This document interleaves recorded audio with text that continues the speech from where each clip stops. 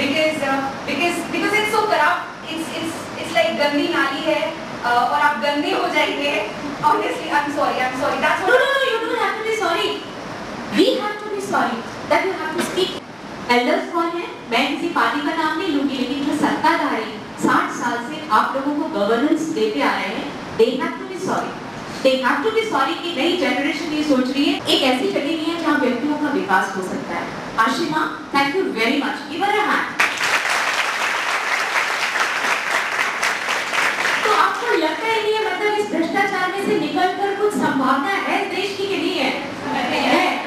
तो कैसे है? इसका कोई ब्लूप्रिंट है क्या हमारे पास में? क्या करना चाहिए?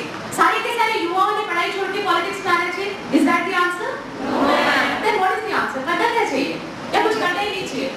I guess motivation. Okay. क्योंकि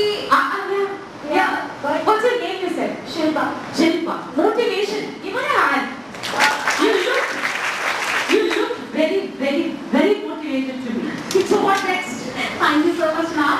What next? Ma'am, actually what I feel is that कि आज के बच्चे बहुत क्लियर है. हमारा कंट्री ऐसा होना चाहिए. लेकिन आज के बड़े क्लियर नहीं ऐसा लग रहा है. I cannot personally speak on that, but being a youth, it's an open heart conversation also. जब तक हम आपके दिलों को छुएंगे नहीं, एक राजनीतिक दल के प्रवक्ता आपसे बात करने आए. हम सचमुच जानना चाहते हैं आपको क्या चाहिए? सीधे हम बहुत निराश हैं. शायद आपकी पॉलिटिक्स हम कुछ चाहते, कुछ चेंजेस आए ना सोसाइटी में, हमें विजिबल हो. I mean, अगर हम यूथ की तरह बात करते हैं तो I mean, what for us? Very good. हमारे लिए क्या होना मैं इनके लिए सिर्फ जाने बचाऊं. शिल्पी, हर युवा एक सपना देखता है. वैसे हर बड़ा भी देखता है, लेकिन हर युवा एक सपना देखता है. सब सपने देखते हैं कि नहीं? क्लास में आंखें बंद करके सपने देखने की बात नहीं कह रही मैं. Sir, my apologies. वैसे ये नहीं करते होंगे मुझे पता है, लेकिन सबका कोई ना कोई सपना है या नहीं है? सपना देखना जरूरी है. सपने देखना जरूरी है, लेकिन उन सपनों के लिए जो रियलाइजेशन देने का एनवायरनमेंट है वो उन पॉलिटिक्स ने, सोसाइटी ने, समाज ने, शिक्षाविदों ने, एजुकेशनल सिस्टम ने, पूरे के पूरे कॉन्स्टिट्यूशन ने तय करना चाहिए. सपने देख सके और सपने पूरे कर सके. लेकिन इस देश में कहाँ गड़बड़ हुई? जब चंद्रशेखर आजाद थे उन्होंने सपना देखा, भगत सिंह थे उन्होंने सपना देखा, सुभाष चंद्र बोस थे उन्होंने सपना देखा. एंड बिलीव मी, ये सिर्फ नाम नहीं है, ये सपने हैं. ये भारत पूरा का पूरा स्वतंत्रता आंदोलन जो चला है वो बहुत सारे सपनों के साथ चला है. ये कहाँ गड़बड़ हुई? ये ब्लैक बॉक्स बीच में कहाँ से आ गया जहाँ सपने देखने की प्रक्रिया समाप्त होगी? Let's demystify. इसको खोलते हैं थोड़ा. जो क्रैश हुआ है इंडियन इकोनॉमी का, पता है ना क्रैश हुआ है?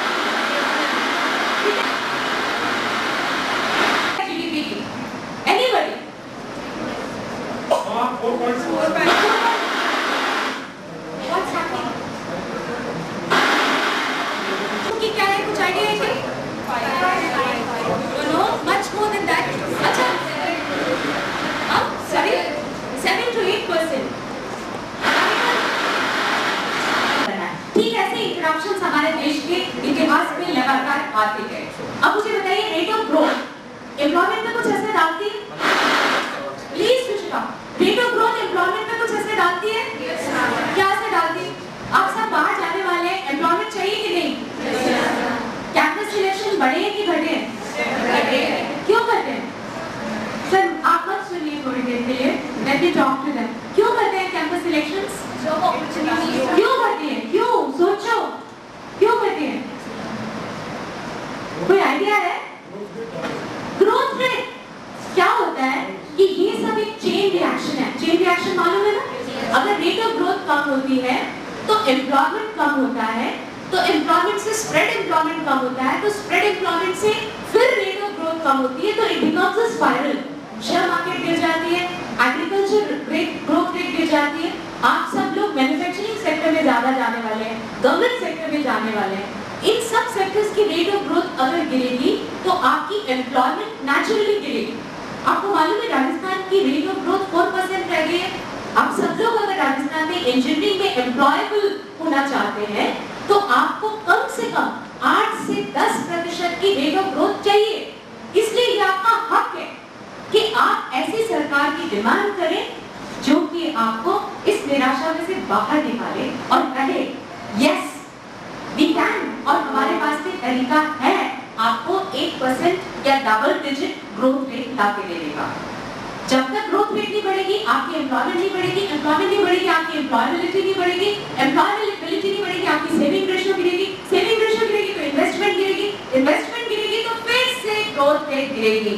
It's a vicious cycle. दो तरीके के साइकिल्स होते हैं, एक वर्चुअस साइकिल, एक विशियस साइकिल। अभी हमारा देश पिछले कितने साल बताओ, 5 बता दो या 9 बता दो या 10 बता दो, आई थिंक इन पॉलिटिकली पिछले 9 साल से देश इन विशियस साइकिल्स में घूम रहा है और इसको घुमाने वाले कुछ एक हाथ हैं जो घुमा रहे हैं। I am not speaking political language only, लेकिन कुछ एक हाथ हैं जो इसको विशियस साइकिल्स में घुमाते जा रहे हैं।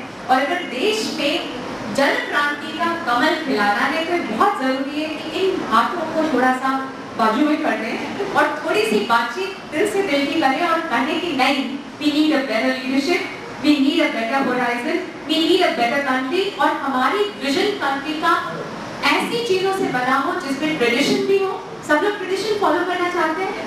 हाँ या नहीं? सब लोग टैलेंटेड हैं? हाँ या नहीं? सब लोग टेक्निक फॉलो करना चाहते हैं? हाँ या नहीं? सब लोग ट्रांजिशन चाहते हैं? हाँ या नहीं? सब चाहते हैं। तो फिर लीडरशिप तो एक्सेप्ट किसी की करनी पड़ेगी और वो बिल्कुल क्लियर है कि भारतीय जनता पार्टी आपके पास में एक क्लियर विजन और मिशन लेके आई है जिसमें यूथ पार्टिसिपेटिव होना चाहिए। आपको क्या लगता है इस समय सबसे पहली प्रायोरिटी कंट्री की क्या होनी चाहिए? सबसे पहले भ्रष्टाचार। श्योर? ओके, इनके लिए तालियां बजाइए, दिस इज वेरी शार्प। सिर्फ भ्रष्टाचार? आशिमा यस। बाकी लोग भी तो पूछे पीछे से कुछ सवाल जवाब आने चाहिए। You were talking about it being a vicious circle. I think poverty is a vicious circle. Very right, very right. And I think we have to eradicate poverty first. तो लंच के समय या डिनर के time या table पे बैठ के या कभी जब आप कभी क्वीन और बाकी मूवीज डिसाइड कर रहे होते हैं, डिस्कस कर रहे होते हैं, do you discuss about poverty anymore? Yes. That's so hard to tell you. How many people discuss poverty? You discuss? You discuss? बहुत जोर से तालियां बजा दीजिए इस समूह के लिए। सरकार तो ये तय भी नहीं कर पा रही कि एक्चुअली पुअर कौन है। जो 12 रुपए की थाली खाता है वो पुअर है, जो 20 की खाता है वो है, जो 5 रुपए में खाना खा सकता है वो है, या क्या न्यूट्रिशन लेवल है। Congress could not decide. Congress ने कम से कम 36 कमिटीज बनाई और 36 साल इस बात को निकालने में खर्च किए कि असली गरीब है कौन, लेकिन कांग्रेस निकाल नहीं सकी। अल्टीमेटली कांग्रेस ने तय किया कि कॉन्स्टिट्यूशनल राइट्स ही हटा देने चाहिए गरीबों के। लेकिन अगर आप में से कोई भी जना जानता हो कि रिसोर्सलेसनेस क्या होती है, पॉवर्टी क्या होती है, गरीबी क्या होती है और उसकी तकलीफ और वेदना क्या हो सकती है, तो मुझे लगता है कि तब आपका इस देश के नागरिक होने पर I just telling you as a citizen कि अगर आप उन अंडर प्रिविलेज्ड लोगों के लिए बिल्कुल नहीं सोच रहे जिनको आपकी तरह रिसोर्सेज मुहैया है। ओके, भ्रष्टाचार is one, poverty is two. Any other third priority? Yes please, your name? Give me a mic please. Basically, I'm from Agra, UP. Bhanupriya कौन सा कोर्स कर रहे हैं? B.Tech third year EC branch. इसी में तो एम्प्लॉयमेंट श्रिंक बहुत जबरदस्त हुआ है पिछले 3 सालों में। What do you think is the third priority? Third priority, I think so, it's terrorism. Terrorism and women's safety. Which is highest priority? Terrorism or safety? Women's safety. Women's safety. Or both are equal priorities. How many people feel कि महिलाओं की सुरक्षा देश के लिए बहुत बड़ी चिंता का विषय है? How many people? All? Yes. All of them are safe in your hands, sir. But broadly we are talking about the country. मुझे लगता है कि जैसी सुरक्षा कांग्रेस की लीडरशिप में इस देश की बच्चियों को मिली होगी, आप सुरक्षित महसूस नहीं करते, बिल्कुल सुरक्षित महसूस नहीं करते। आप तो क्या, हम सुरक्षित महसूस नहीं करते।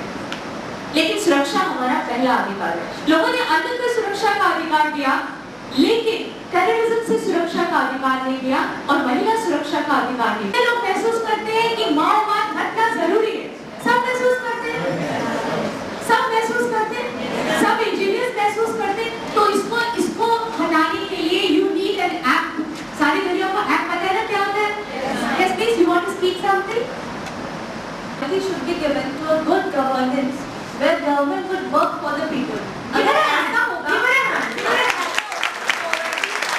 जो भी अभी के मुद्दे हैं वो सब हट जाएंगे। तो overall good governance should be there. Fantastic, good governance. दस आएगा इस देश में। No, I feel कि कोई चेहरा उभर रहा है good governance के साथ जिसको पर्याय मानते हैं। Yes or no? Yes, ma'am. Yes. मैं आपके ब्राइट फेसेस में देख पा रही हूँ। अच्छा चलिए इतना बता दीजिए उस चेहरे का नाम किस अक्षर से शुरू होता है? Okay, done.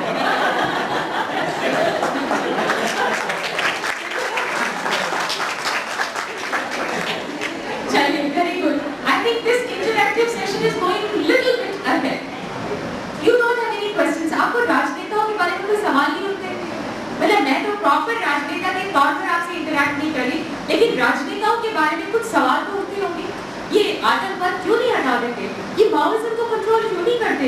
ये भय भूख भ्रष्टाचार सिर्फ बोलते हैं, हटाते क्यों नहीं है? ऐसे सवाल भी तो दिमाग में आते हैं। ठीक है?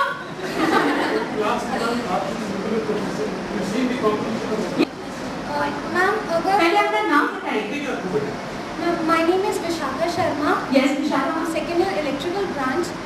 Now my question is, अगर ये कहा जाता है कि IITs इंडिया के बेस्ट टेक्निकल कॉलेजेस में से आते हैं, बेस्ट इंजीनियरिंग कॉलेजेस हैं, तो इंडिया में 10 से 15 IITs ही क्यों है? ऐसा क्यों है कि एजुकेशन को प्रेफरेंस नहीं दी जा रही? बहुत बढ़िया, Education, बहुत बढ़िया, वेरी वेरी गुड। मैं इसमें एक सवाल और जोड़ना चाहूंगी, जरूरत है।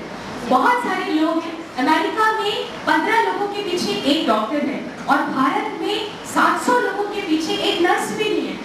तो क्या कारण है कि IITs या मेडिकल कॉलेजेस, हम उसके पीछे कितने IITs चाहिए, इसकी कोई कल्पना की नहीं गई।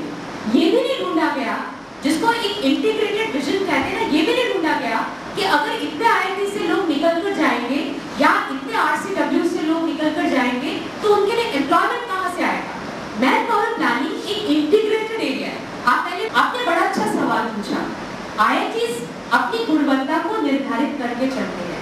उनकी गुणवत्ता को निर्धारित करने के लिए उनको एक स्पेशल एक्सपेंडिचर की जरूरत पड़ती है। प्रत्येक IIT को बनाने के लिए भारत सरकार को 21 लाख रुपए खर्च करने पड़ते हैं। भारत सरकार शिक्षा की गुणवत्ता पे केवल 2 या 3% खर्च करती है। कांग्रेस के समय कहा गया था कि शिक्षा की गुणवत्ता बढ़ाने के लिए हायर एजुकेशन पर 5 से 6% कम से कम खर्च किया जाएगा, लेकिन पिछले 9 सालों में सिर्फ 8.3% of the total planned expenditure is on education. ऐसे हालात में पुराने IITs ही हमसे नहीं संभल रहे, तो नए IITs हम कैसे संभालेंगे? आपके सामने जोधपुर IIT का सवाल बिल्कुल साफ है। एक ऐसा IIT भी है जिसके पास बिल्डिंग नहीं है, जिसके पास फैकल्टी डेवलपमेंट प्रोग्राम्स नहीं है, जिसके पास में कोई इंफ्रास्ट्रक्चर नहीं है, जो 1, 2, 3 कमरों में खुल करके IIT की स्टेटस लेने के लिए बेहद कोशिश कर रहा है। राजस्थान की दृष्टि से मैं बता रही हूँ। तो ऐसी दृष्टि से जब इंटीग्रेटेड प्लानिंग का अभाव होता है, जब इंटीग्रेटेड विजन का अभाव होता है, तब इस प्रकार से समस्या आती है।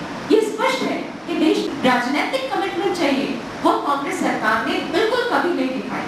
और मैं आपको विश्वास दिलाती हूँ, again giving you political lecture then, कि भारतीय जनता पार्टी का first vision is this 10% incremental expenditure on education and technical expenditure, and at the same time हमने सबसे पहले ये कहा, राजस्थान में श्रीमती वसुंधरा राजे ने एक विजनरी डॉक्यूमेंट देते हुए ये कहा कि ये पहला स्टेट है जहां पर कि टेक्निकल यूनिवर्सिटीज के साथ साथ स्किल डेवलपमेंट यूनिवर्सिटी खुलेगी। मैं खुद घोषणा पत्र समिति की सदस्य थी। जब हमने युवाओं से बातचीत की तो हमने पाया कि आपको इंजीनियरिंग करने के बाद में भी स्किल नहीं आए, एम्प्लॉयबिलिटी नहीं है, तो हमने तय किया कि राजस्थान में हम पहली स्किल डेवलपमेंट यूनिवर्सिटी खोलेंगे, ताकि जो स्किल गैप्स हैं, राजस्थान की जो स्किल मैपिंग है, उसको हम बहुत सही तरीके से एड्रेस कर सकें। तो राष्ट्रीय प्रॉब्लम्स को एड्रेस करने के लिए विजन भी राष्ट्रीय चाहिए। जैसे एग्रीकल्चर में अगर आपको एक वाटर ग्रिड खड़ा करना है तो यू नीड क्रांति भी बदल जाए। मनमोहन सिंह ने सेकंड रेवोल्यूशन की बात तो बहुत की, लेकिन